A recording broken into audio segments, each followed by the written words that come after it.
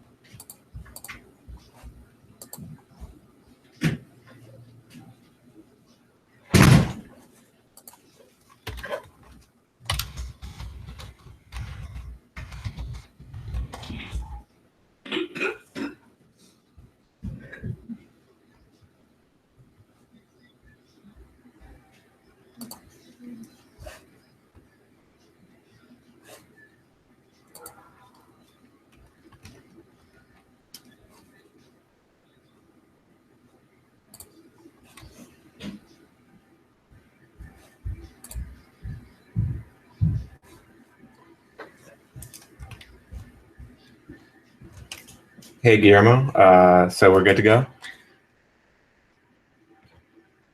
You can type, answer.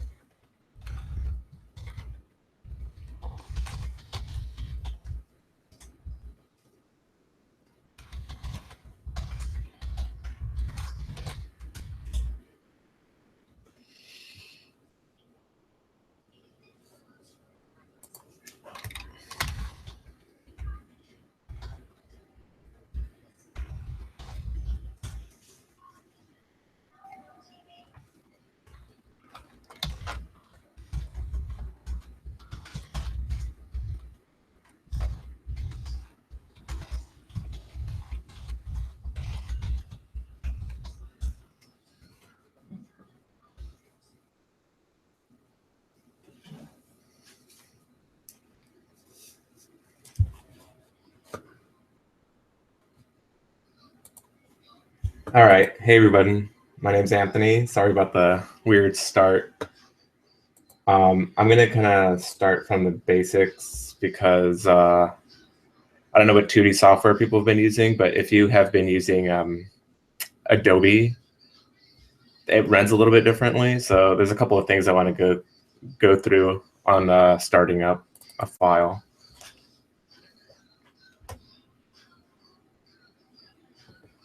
So the ToonBoom file is this over here. When you first open it up, it gives you your options for dimensions. It's already set up for animation because the program is specifically for traditional animation. So it's not like you're using software for something else or that was originally intended for something else, sort of like how Flash is. So the aspect ratio is all bizarre when you first start your file. But I'm going to go ahead and just create a new file real quick and test scene. I'll put it here on the desktop.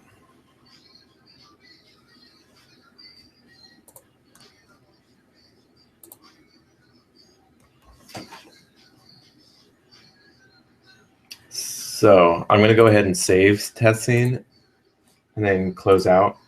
What I want to show you here is when you save a ToonBoom file, it actually creates a folder, and it needs to exist in this environment in order to utilize all of its assets.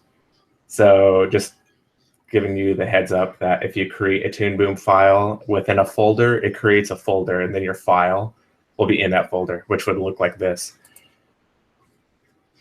And just to get some more of the boring stuff out of the way, you need to talk about, I don't understand why ToonBoom does this, but I'm going to open up a file I made earlier for you guys.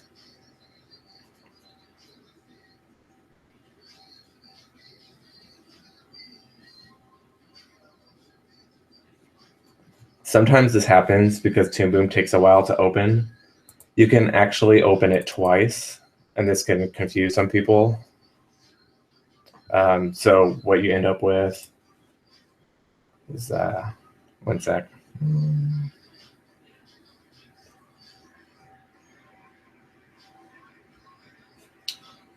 Let me try that again.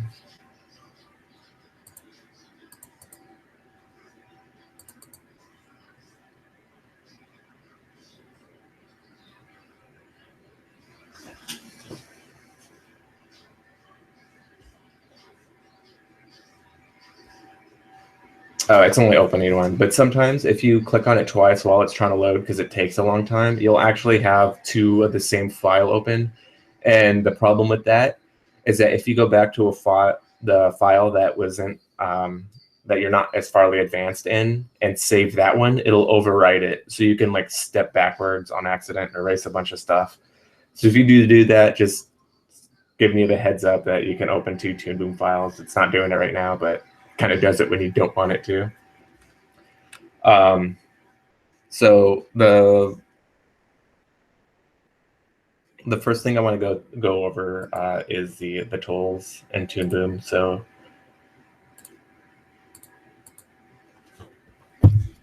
it's pretty basic.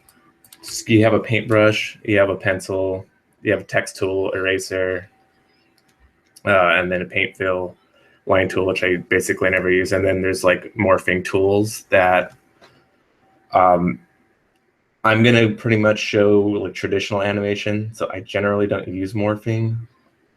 But yeah, so anyways, the difference between the paintbrush tool and the pencil tool is this. ToonBoom works in vector, so you create anchor points when you draw. And you can use this to, oh, that's a lasso. You can use this to the arrow tool, the white arrow tool, to manipulate it. But what the pencil does is it creates it's like a stroke with a stroke inside. So it works more like Illustrator. I personally like using the paintbrush more. I guess that's personal preference, or if you're working on a project with other people and they want you to work a certain way, you just do it that way.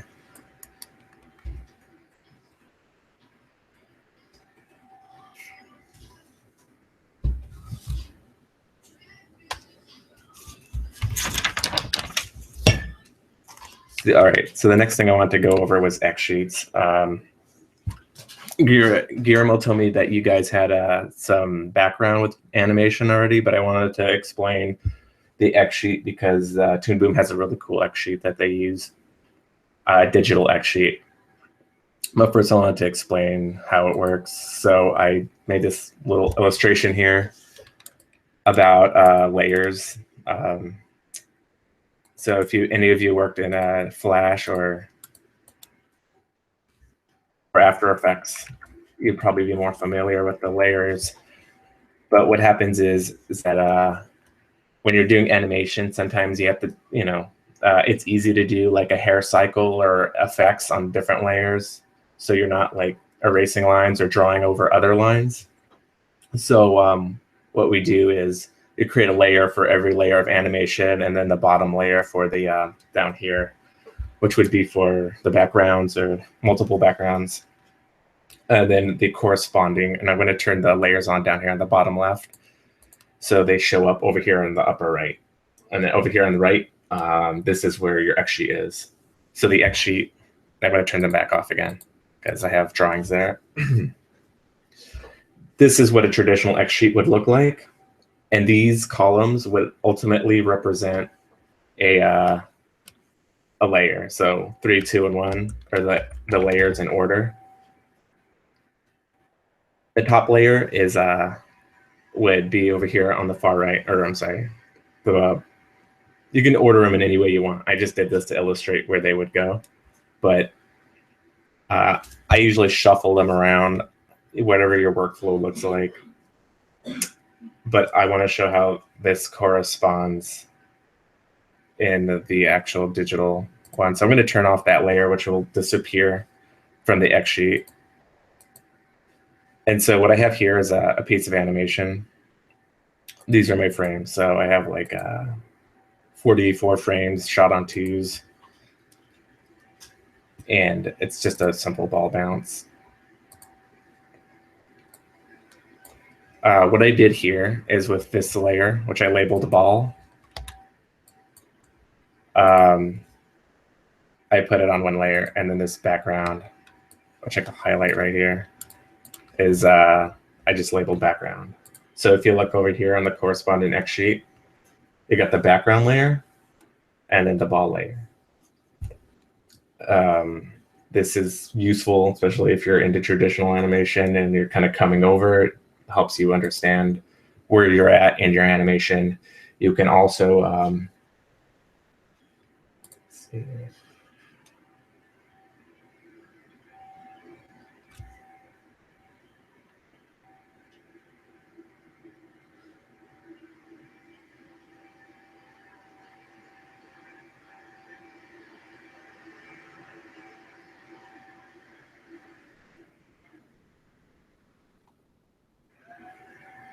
Give me 1 second.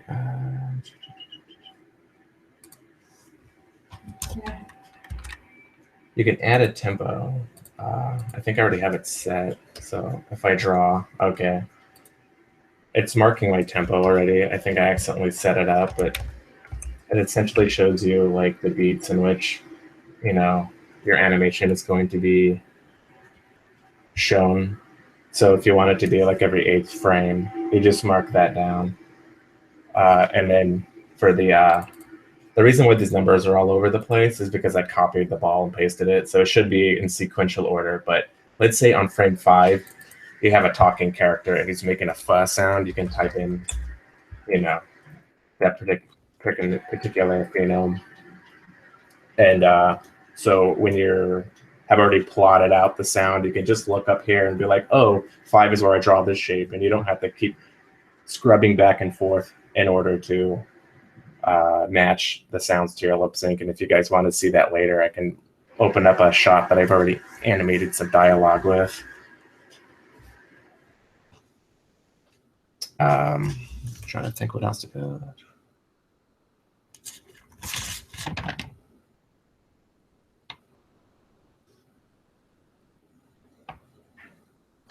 Oh, a couple of things I wanted to go through. So there's a different when you're drawing in here, there's a camera setting and a drawing setting. One is to actually work in the drawing. The reason is one is to show you what it's going to look like when it renders. So that's this view. This view has a couple of options. One I like is you can put a frame around. So when you're bleeding, when you draw, you don't have to worry about your frame. You can just kind of pay attention. I usually draw. It comes with the frame, but when you switch over to drawing mode, which is over here in the upper right tab, it kind of removes everything. And then you lose your frame too. So I usually draw a frame, a layer frame. But anyways, that's something different. So something you also probably noticed when I switched over is that the drawing frame has a gray background. So it's easier on your eyes, I guess. And you probably noticed everything also disappeared. That's because you're focusing on one layer. So this is my ball bounce layer, and I'm scrubbing through the frames of the ball bounce. Now, if I click on the background layer, you're only going to be able to view the background layer. This is how drawing mode works. Well, drawing mode works somewhat like a traditional light board. So if you did want to see through them, you can hit the light button, the backlight. So now you can see the ball layer drawing over the background drawing. And of course, it grays out the background so you can focus on the layer that you're drawing on. I don't know if you guys are already familiar with keyframes and stuff. You work the same way in traditional animation. So you can do that here. I didn't put any keyframes to the ball bounce, but let's say I'm just going to insert the keyframes afterward. I'm going to start adding them in now. So over here on the upper right, on the second toolbar, you push the K. You can also make a frame back, a breakdown or an in-between. I generally only mark the keyframes. But if you look down here, back at the frames on the bottom, it's now marked as with a red dot that indicates that that's your keyframe. So I'm going to go ahead and mark a couple of other keyframes. So now I have 3 keyframes. What you can do with animation, so like it would be in traditional animation, if you're flipping through a bunch of paper, you turn your light on, you also want to see through multiple drawings.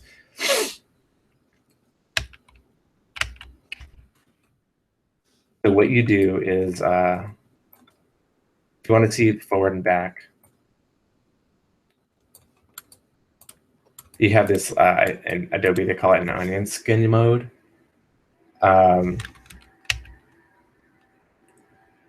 It helps you see what you've drawn and what you're going to draw, or what's ahead. So it helps you in between. If you, on the upper right here, you push the the onion skin button with the K on it, which is your keyframe onion skin, it'll only show you your keyframes. So back down here on the layers, you'll see that I have 3 keys. So you'll be able to see those 3 keys if I just push the keyframes, and here they are. So those are the drawings that I marked with keyframe. It kind of helps eliminate. And then of course, if you've broken it down more, you'd have your breakdowns marked, your in-betweens marked, and then you could just shuffle through them that way.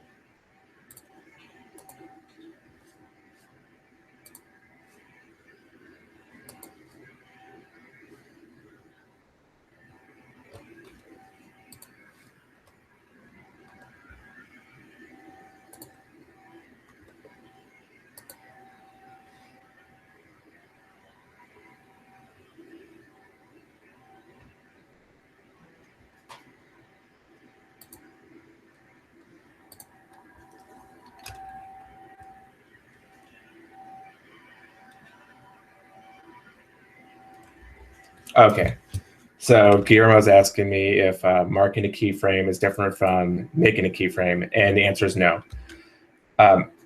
If I so determine what drawings I want to be considered. Ooh, yikes. I'm hearing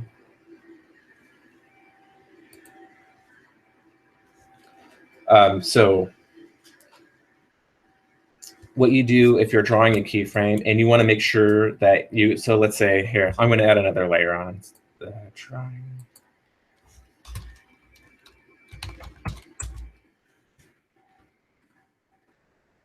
So once you draw a picture, it automatically makes a key for you. If I determine that this is the keyframe, that's when I mark it. I wouldn't do it afterward. I was just using it for a demonstration. So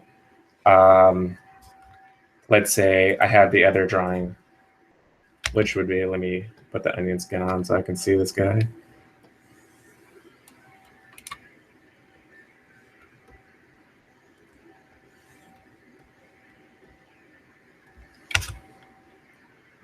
Let's say the guy goes from angry to grumpy.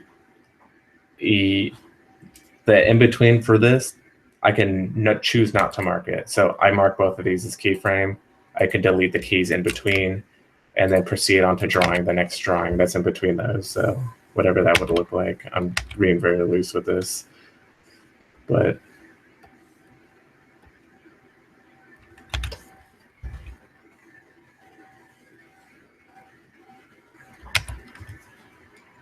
I'm going to move these a little closer together.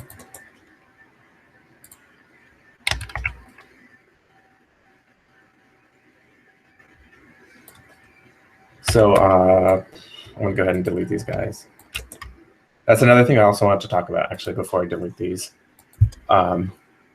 Exposure. If you look over here on the X sheet, I'll actually show you where your key is. So let's say we're on the face. I'm going to turn the other layers off so we can focus on this. The first face is drawn on 1. This is frame 1. This is frame 1.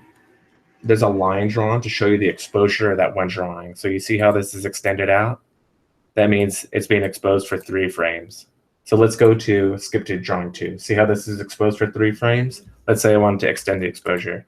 I right-click on the same layer, and then depending on where I want to go, I can just type in or click extend exposure, or I can right-click on the key itself, click extend exposure, and then it'll ask me if I do it this way, how far I want to extend it to. So let's say I want to go all the way to frame 28. And if you look down here, back on that timeline, it extended the keys again.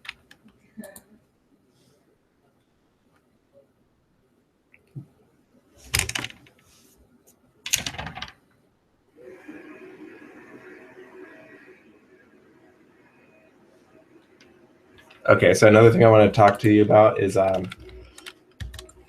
to the drawing screen and the camera screen. What the camera screen can do, you can put drawings on peg bars and animate them moving or move the camera around. I can probably go over that later if you want me to go more in depth, but I just want to mention that that doesn't show up when you go back to drawing screen. So camera movements don't show up, only show up on the camera. Also, if you want playback, like I'm going to delete this layer.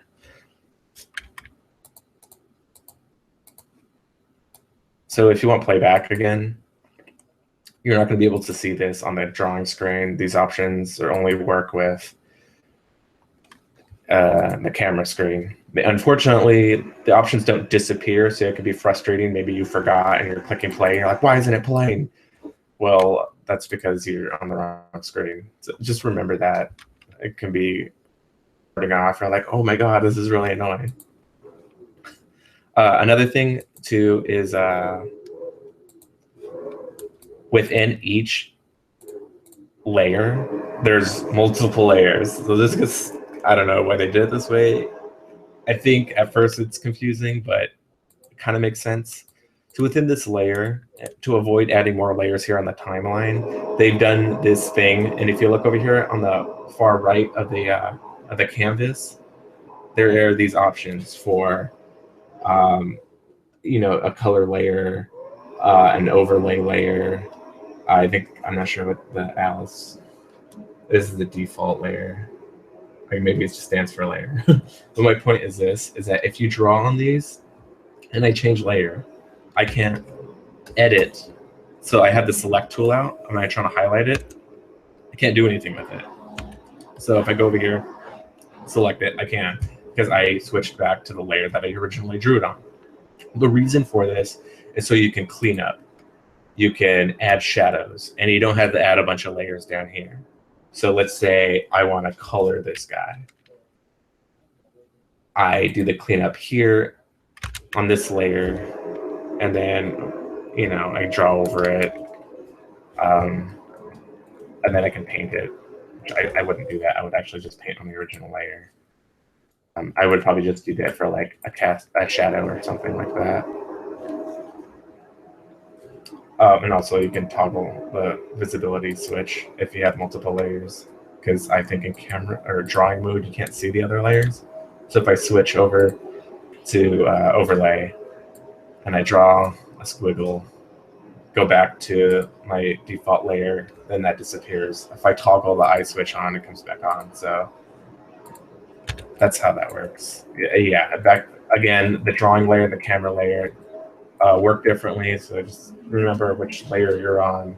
It doesn't alter anything you've worked on. It's just a way of working or viewing things. That means if you want to move around cameras, that's the layer you go to. If you want to draw, you go to this. And I actually generally draw on the camera mode, because if I import a bitmap, the camera mode shows you what it's going to look like when rendered, and so sometimes I don't do all my backgrounds in ToonBoom. I'll do my Photoshop and import it, and I'm animating on top of a bitmap rather than a vector image.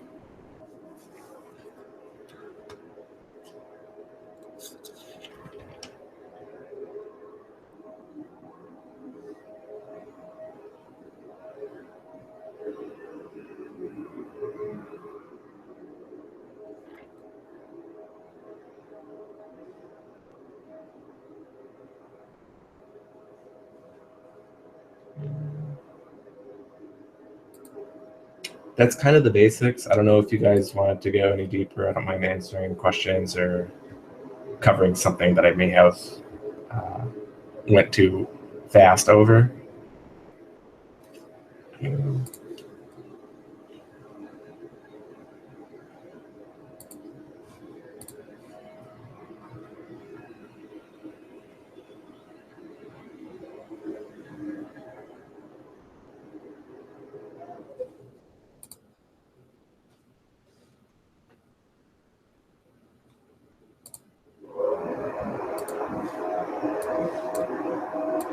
All right, cool.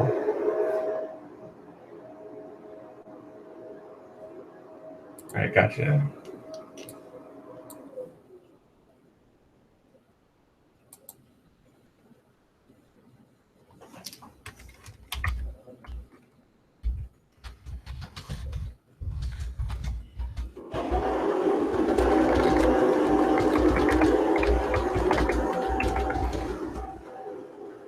Okay, so yeah, I also didn't keep this chat open because I kept the YouTube channel open. I was hearing myself, and it's kind of weird.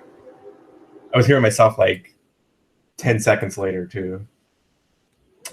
Okay, so I did go over like pretty much most of it, the basics in terms of animating. I don't know if you guys want to go over lip sync or coloring or cameras or something like that. But essentially, ToonBoom operates as you can do a puppet animation. Like I said, I don't do it, so I actually don't know how to do it. I utilize this for traditional animation. So I draw a frame at a time.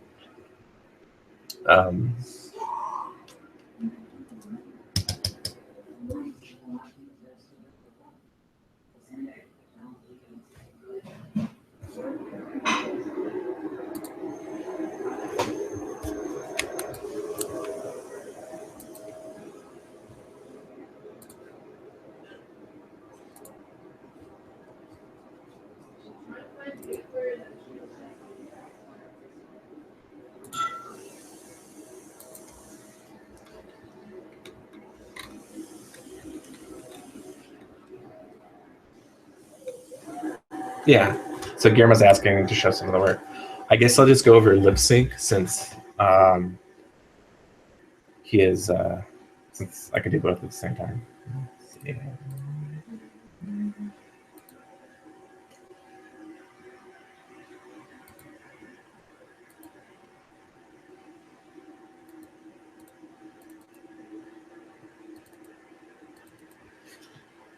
This one's a nice long lip sync.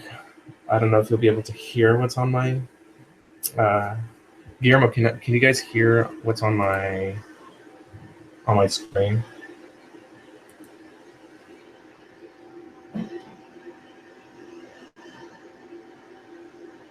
Okay, Gabs is asking how to move the camera, so I'll go over that first, and then I'll go over lip sync. I have a couple of files open, so close these guys.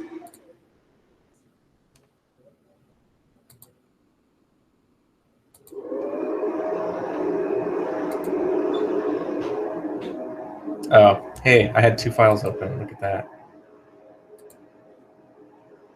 It finally worked when I didn't want it to. You know what? This one's complicated. I'm going to go ahead and open a second one that I had done it in and then show you because it's actually meant for it. I think it's 4-1. Sorry, I have a lot of shots. I can't remember what's what. This is it. Bear with me.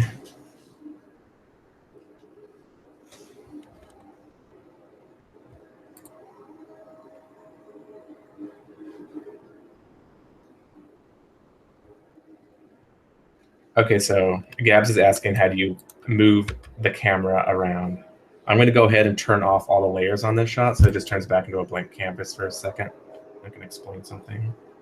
It's not doing it. Okay.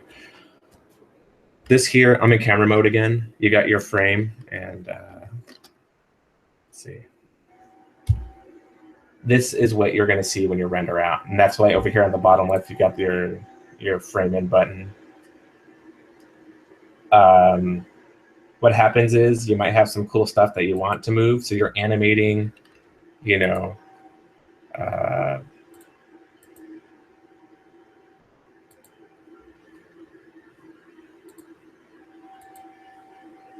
maybe you're animating like way down here, way off the canvas, or way off the view of the camera. You can draw pretty much anywhere. You can like zoom out as far as you want.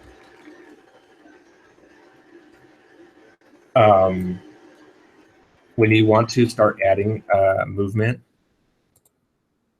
you go ahead down here on the bottom left in the timeline. You can add your layers to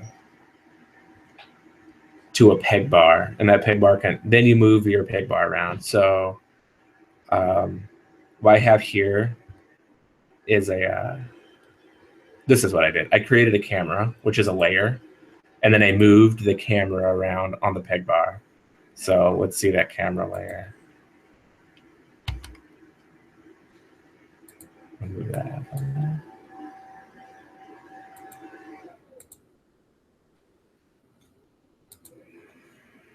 So this is my camera. On here, if you look at the tools on the left side, this blue tool, the transform tool, looks like a blue square with like dots around the parameter. This one is the way you move your camera. So I'm actually moving the peg bar. So I'm going to reset that. If what you do is you grab a layer. So if you look at the bottom left, like I got cape. This is his cape. A lot of layers over there. This is his cape layer. It's outlined. There's a lot of overlap of different drawings. So I'm going to move it aside.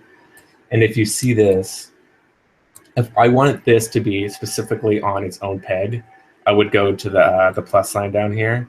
And when you add, instead of adding a layer, I will add a peg. So now that you look down at cape, you'll see cape peg. And then underneath it, it says cape. So now I can animate this wherever I want. This helps you move all of your keyframes at once. So if I went on to just animate this moving around, let's say I'm going to operate off of the out of the. So let's say I want to set a key here.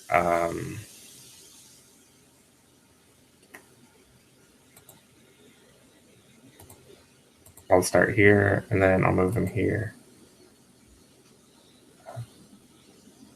Trying to grab it.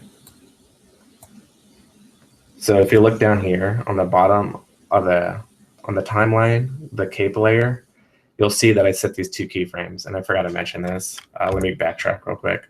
When you want to movement keyframes, like if you want to move something around, you hit this running guy on the far left of the tools, right above the transform tool. There's this dude. It's called animate.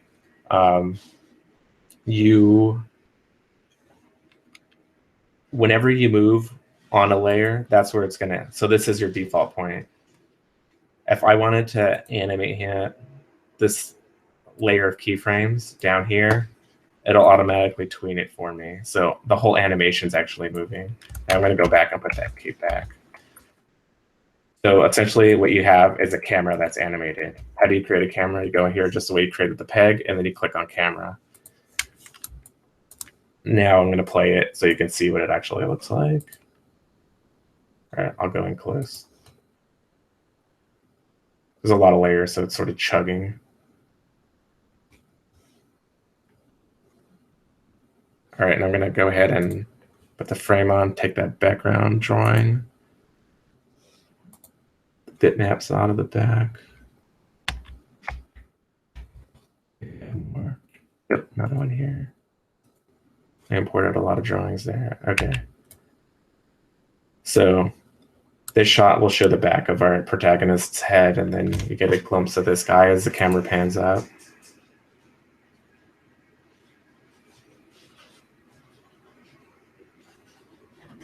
And like I talked about earlier, if you go back into drawing mode, of course you see 1 frame at a time until you hit the light box. If I push play, you wouldn't see any of that. And if I scrub through it, you won't see camera movement. You're just going to see the dude. So if I go back to camera mode and I try to scrub through it, it's actually going to move regardless. It's just going to show that. It's going to show everything you animated, including the cameras of the animation of peg bars. So let's see. Let's say you don't want to see it in camera mode. You turn the peg bar off. I think that's how it works. Sorry, you turn the camera peg bar off. How do I get this guy to look like it? Maybe I can't. I'd probably just remove him from the peg bar and then just do something like that. Now he's no longer on the peg bar. I might have to delete it. But I'm sure there's a way. I'll have to figure that out later. But yeah, so that is the camera. Did that answer what you were looking for?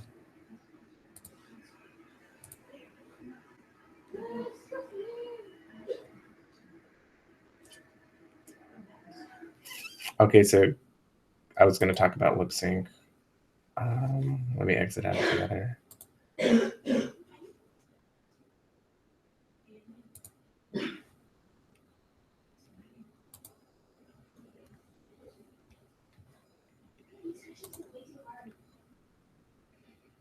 So here's an upshot of a character talking. If you pay attention to my X sheet here on the upper right, I actually didn't mark the phonemes for the mouth, and I got all these layers here, so it's a little more complicated. I just scrubbed through it. So what I would do is I'd go down here to the timeline, and I would zoom in until the keyframes are nice and large, and I can actually. I can't hear her right now. I think I.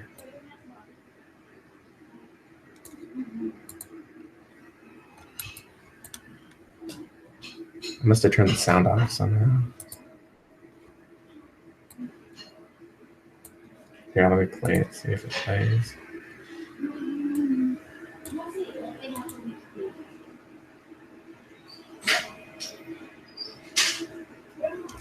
It's running a lot of layers right now, so the lip sync is slightly off. Looks slightly better.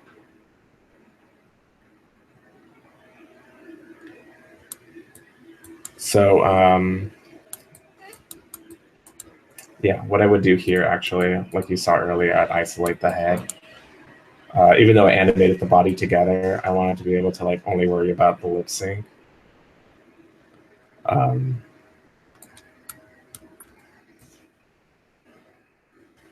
But yeah, normally it would be a good idea to like find out where in your dialogue, and it's not scrubbing through the sound at the moment. I think I have to troubleshoot that. Usually it's set for default. Where's her face? As you scrub down here on the timeline, you should hear the sound kind of like chirping, like bah, bah, bah, little sound bits of what the sound is. And then based upon that, I would like, oh, okay, that's where I make this shape of sound, the O sound or the F sound. Not necessarily letters, but the actual phonemes. But yeah, so I didn't use the X sheet for it, but it helps a lot.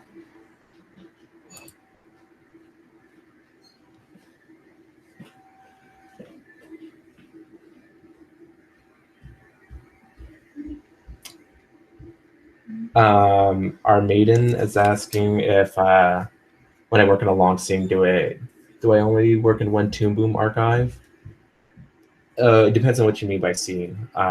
If you mean what I think you mean by scene, the answer is no. I work by shot. So every time the camera cuts, that's a new shot. So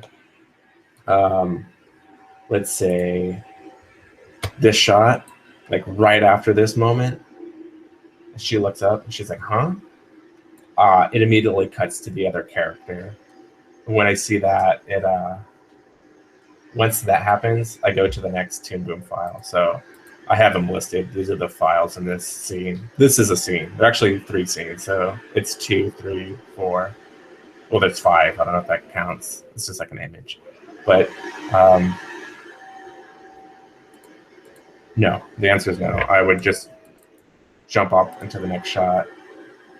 Wait, I forgot where I was. There's 3, goes 3, 4. So I would go to 3, 5, and then I'd start animating this shot. I don't know if that answered the question.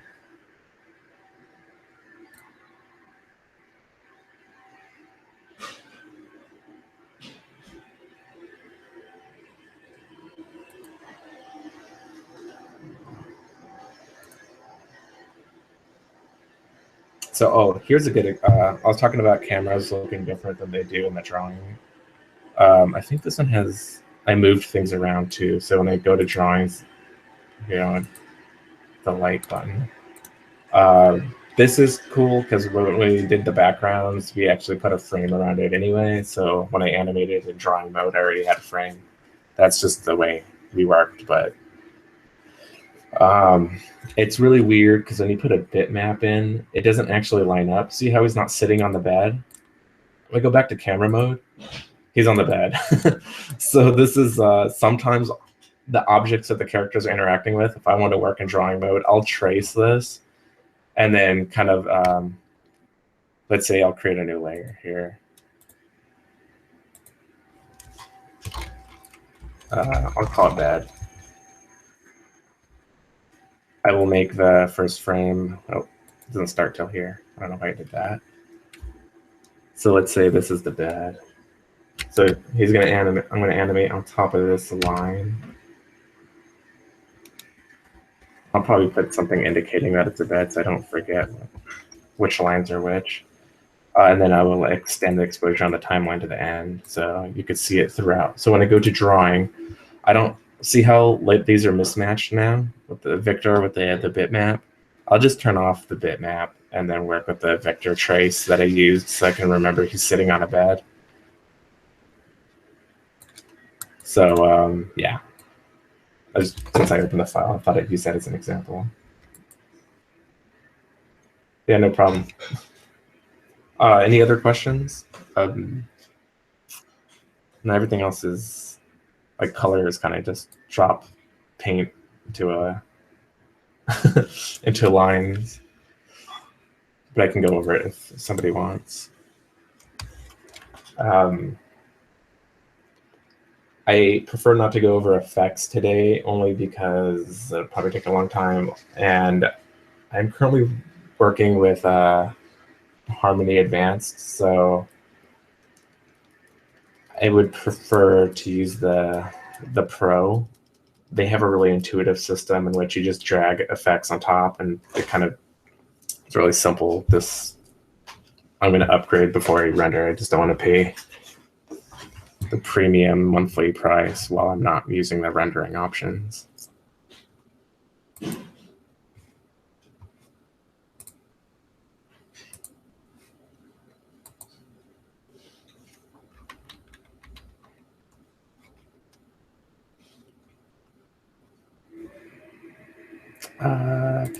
Let's see.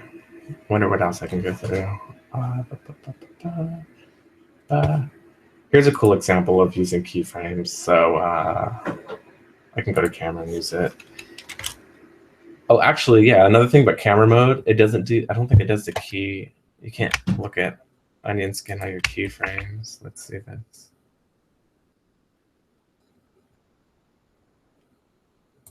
So, yeah, it doesn't onion skin only keyframes. You have to do that in drawing mode.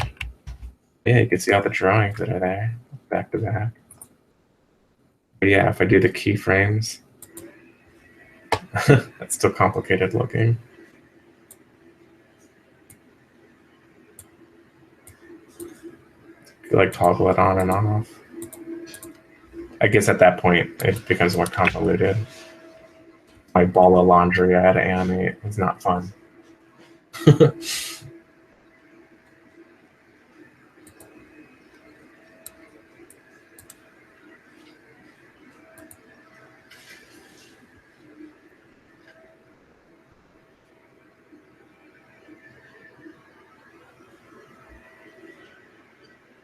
Oh, okay, so Matt RDR is asking if I use a different program for effects, and the answer is yes and no. ToonBoom has a lot of really cool effects like shading and cast shadows and stuff like that. The way you would do effects, I want to go too in depth today. Like I said, I have Harmony Advanced, which is exactly the same as Pro. The only difference is the effects menu and the way it operates, and plus a couple of new effects. So if anyone actually wants to play with effects in ToonBoom, I prefer you guys learn Pro because the way you operate is like completely different. But you would actually do it here. You just add your effects on the layer itself. It can do things like put a glow or a blur or remove lines. It does a lot of stuff like that. There's a lot of compositing that After Effects does really amazingly that ToonBoom doesn't touch on. So I would do everything you want to do in ToonBoom first. Then I would go ahead and transfer that over to After Effects. The cool thing about ToonBoom, if any of you guys work with like transparency files, you can, let's see if there's a,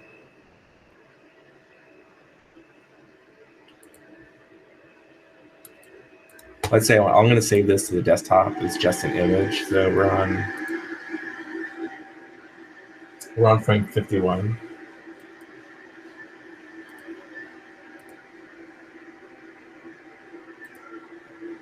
You can go ahead and export as a PNG and then make sure you go to color mode. And it's usually default color. So I would put color and transparency and then type in the layer. Oh, not 51, it's 88. So I render frame 88 to 88. So just 88. And his name is Nadine. I want to go ahead and render this to the desktop. Push OK. So I can render out. So if you see an 88, it's actually a transparency. I guess it wouldn't show up. You can see it on the file, on the thumbnail, but it comes up black because I'll open it in a Photoshop file. What you can do is you can render out a series of images instead of video, but you can also do video too with transparency. So when you have your layers, you can have your character just a completely different video by itself, and then your background, and then you can play with cameras within After Effects instead of doing it in ToonBoom, which helps you do cool effects. So like if you want to put a blur on just one layer, you can do that. So I'm going to add a new layer here and just show you. So yeah, it's pretty cool with the transparencies. So I could just import the lines, and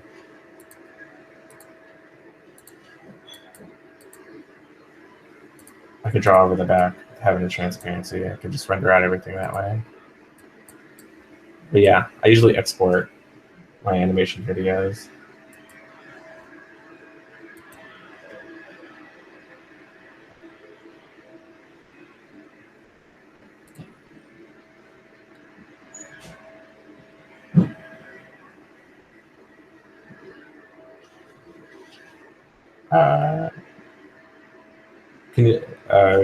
Can you explain the question a little better, or not better, but I'm not sure what you mean. How do you move keys around in the X sheet and in the timeline? Oh, so are you asking if I want to move the keys in the X sheet and have it correspond, or just move the keys, period? I'll try to answer the question. So copying and pasting keys has a couple of upsides and downsides. So first off, I do not utilize the X sheet for copying and pasting keys. I do everything down the timeline. The X sheet is just for knowing how to time stuff out. If you don't like it, you can even move it. Oops. You can shrink the window, make it disappear. I don't know.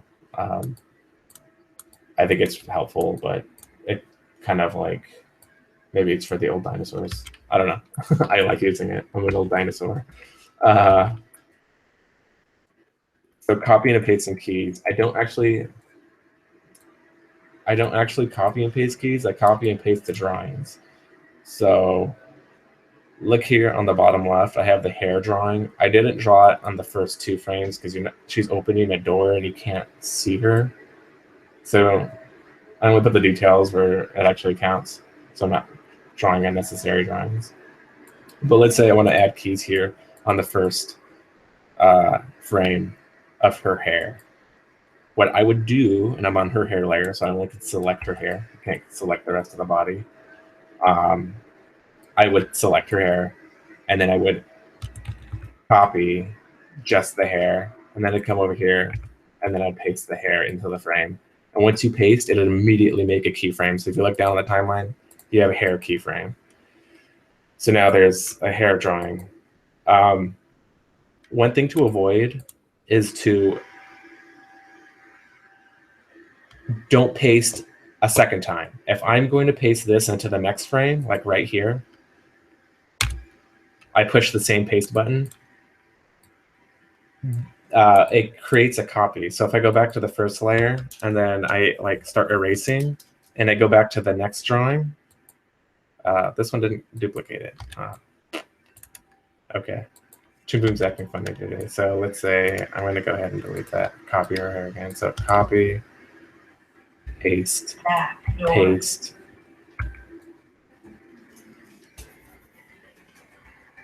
Backdoor. Oh, it's not duplicating it.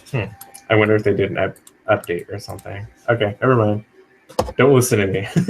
But anyways, yeah, I would copy the drawing itself, not the keyframes. Also, I usually only want a part of the drawing anyways.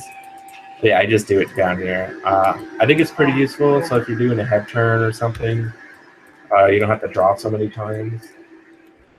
I try not to because I try not to look too mechanical. But if I have a guy and he's facing this way, he has a hat, and then Back door. I want him to face the other way. Just copy, paste. This one I could like just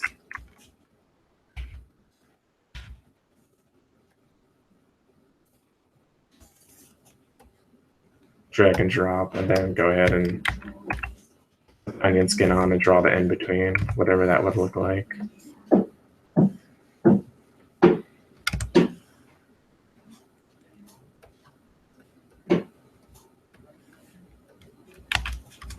Kind of a funky drawing, but so yeah, I use copy and pasting a lot. Sometimes just for measurement, you know. Maybe some people don't have a problem with volume at all. But a traditional animation, sometimes you start on one keyframe on one end, and then you're way at the other end, and then the hand or the head shrunk a lot. So sometimes I'll just copy and paste the head like way down the line, so I can kind of measure, see where I'm at, unless it's moving in perspective or something. In which case, I try to use the camera, put it on a peg, and zoom in. Or not a camera, but yeah, use a peg, so I can animate the layer rather than individual drawing. And yeah, you can't go onto the layer and animate it unless you put it on a peg. Just re-emphasizing that.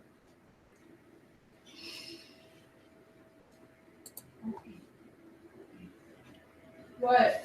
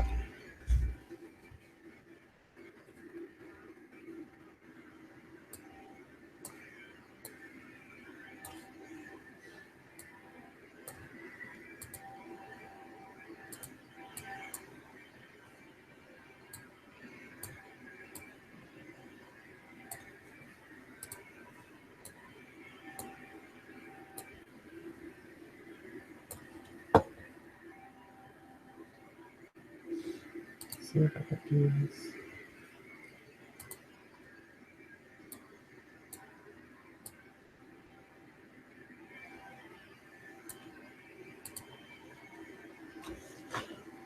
Okay.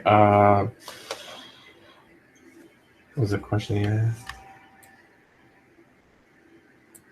Okay, so Guillermo's asking about keys versus keyframes.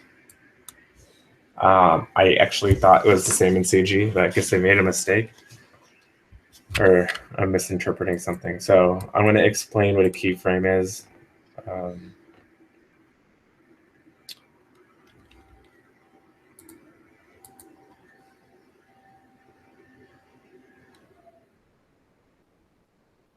I think that's a generic term from the old days, the way the Disney animators worked. I don't think it's a legit jargon now. I guess maybe I'm confusing people. So when I say keyframes, I'm thinking of like key poses. So a key pose is what they would refer to it as. Oftentimes they would call it a hotkey. So it's your main posing. Your main posing is now if you look down here on my timeline, there's these red dots indicating what each hotkey is. So this is an extreme. I drew this first, then I drew this, then I drew this, then I drew that, then I drew that, then I drew that, then I drew that, then I drew that. Then I can keep going down. So these are the first drawings I drew. If you count these drawings up, these are the first drawings. Now I have them on layers, so I can't just put it on the keyframe and just show you the onion skins. But if you count, what is this? 1, 2, 3, 4, 5, 6, 7, 8, 9, 10, 11, 12, 13, 14, 15. So 15 drawings. I technically animated this on 15 drawings. Sort of, but not really. I used 15 hotkeys. And then what I would do is, this is one extreme, this is the next extreme. I would draw the 2 drawings in between. So this would be an in-between, this would be an in-between, and then back to the hotkey. So when I'm saying the keyframes were, when I mark the red ones as keyframes, that's what I meant. I meant the hotkeys, so those are the extreme poses. I apologize, I don't mean to confuse people. I think I may have answered Guillermo's question.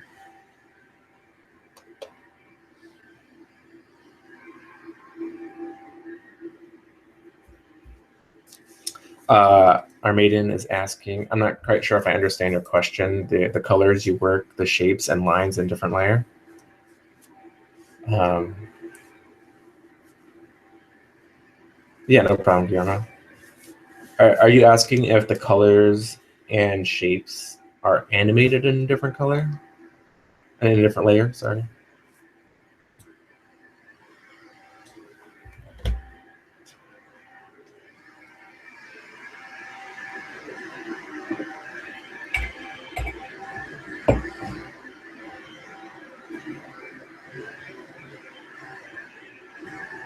Oh, gotcha. That's up to you. I put the fill in the same layer. I don't know if I'm doing a taboo or something. I know different people work differently. I don't like using the layers, except for color. But I guess if you wanted to be safe, the cleanup in a different layer. I do the cleanup in a different layer, like on the timeline, not in the upper right where you see like a cleanup layer. So I talked about over here. If you follow on the upper right of the canvas, there's these options of layers within the layer. So that you see the owl layer highlighted here, that means I'm on the owl layer. So if I'm in drawing mode and I switch over, I can't see what's on the owl layer. I'm going to click the I button. So I don't do the cleanup here. I do the cleanup on a second layer. The reason why I do that, I like to consolidate my layers after I'm done animating. I only animate in layers if it's a bit complicated. My process is a little interesting. I would animate the entire body, and then after I'm done, I just copy and paste all the heads on a different layer so I can animate the mouth. Because basically, I'm talking with the body beforehand. So she's using her body gestures to talk. So you'll just see all these body motions and no mouth movements. After I'm done, I'm like, okay, I like this. So I just paste all the head drawings on a different layer and then animate on that. So since I like to consolidate everything again, when I clean this scene up, which is not clean, I'll add a new layer and then I'll name it something appropriate. So her name's Nadine. I'll call it Nadine Cleanup. And then I begin animating. Since you can tell that she is on different layers, like if I click on the hair becomes darker, so that's a different layer altogether. I'll just start cleaning up and make it one singular drawing. And then I can eliminate all the excess layers. If that makes sense. So this, I would like, essentially this would be a drawing. It wouldn't be a hair drawing and a head drawing and then a body drawing.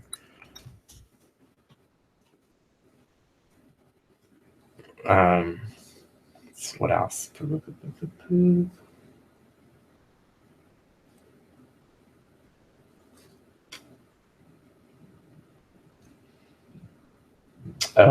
With coloring, color tools are basic.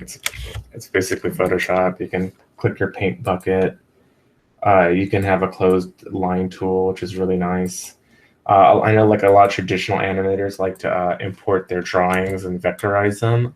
I don't. I like it out vector right off the bat. Since I have Cintiq, I can do that. It makes it easier for coloring in and close gaps and all that stuff. With your color, you start off with like basic colors, and then you have to like actually push the plus button. Then it says new, and you have to name it whatever. It's like this shirt, whatever her shirt's going to be. Let's say it's purple, so that's my shirt color. And then I would go into the layer that I would color it with, which I'm sure has a bunch of open lines, and it does. So I'd have to go to the tool properties and then go to the closed lines, probably close large gap, and see if that works. And it did sort of, except colored her shoulder there.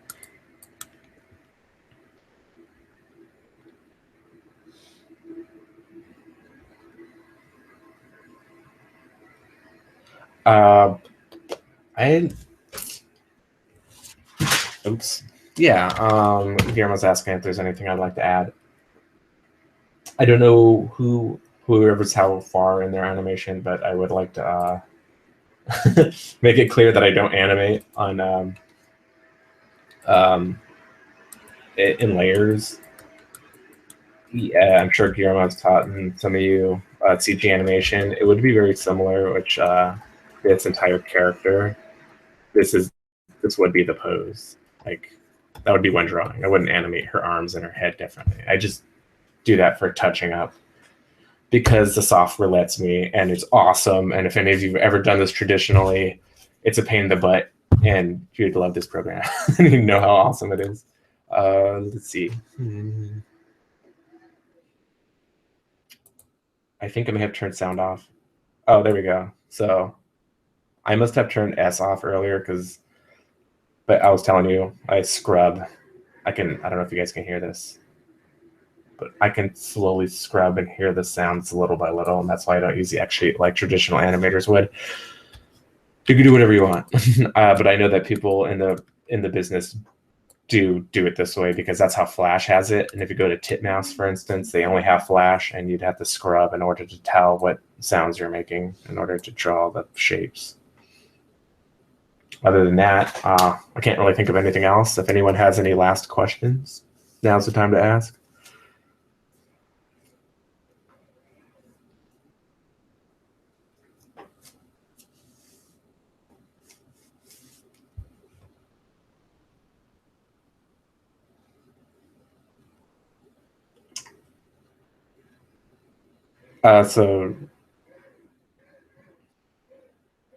Oh yeah, no problem. Is Jose asking a question? Say yeah.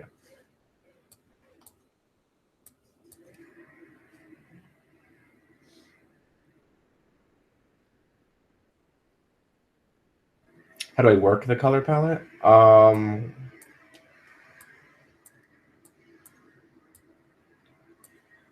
Okay, so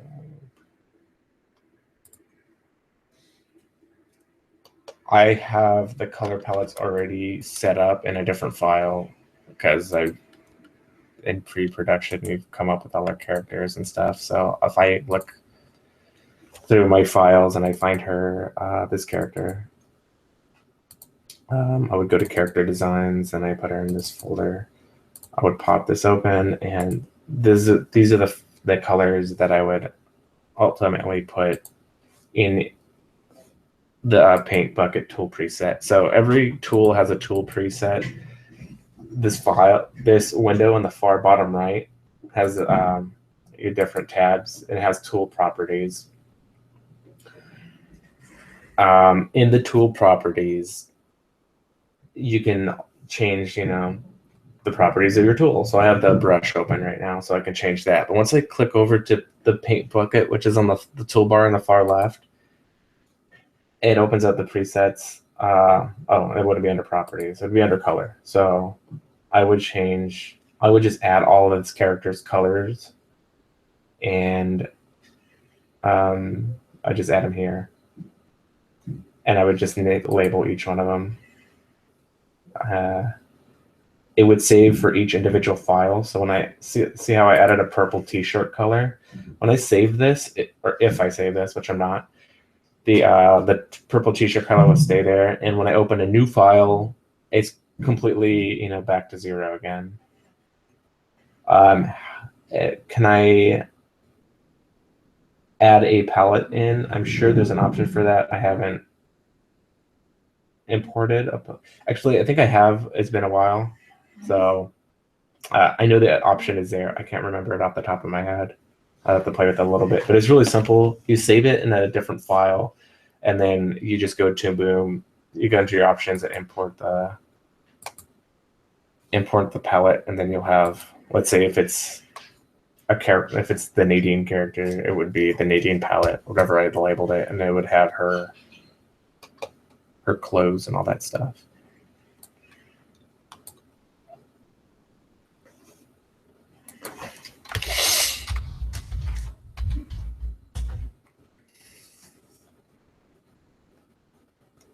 All right, cool.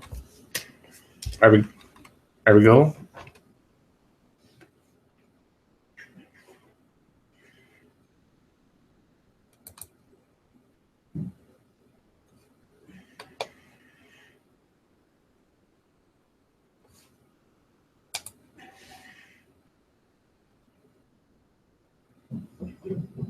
Yeah, no problem. Thanks, Alberta. Well, I guess that wraps it up. So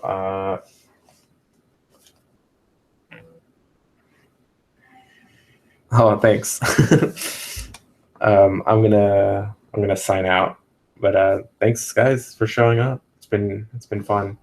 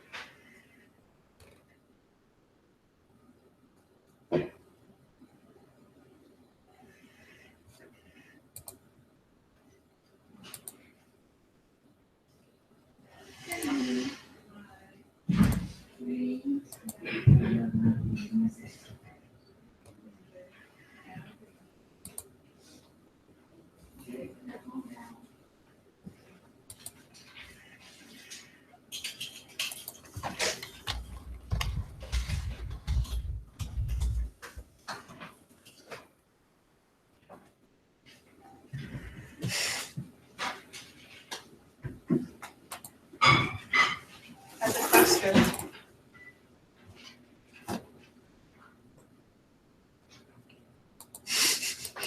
Oh gosh. Okay, I'll figure it out. I can't remember which. I think I'm on Google Hangouts, so I have to stop it here. All right, cool. No, I got it.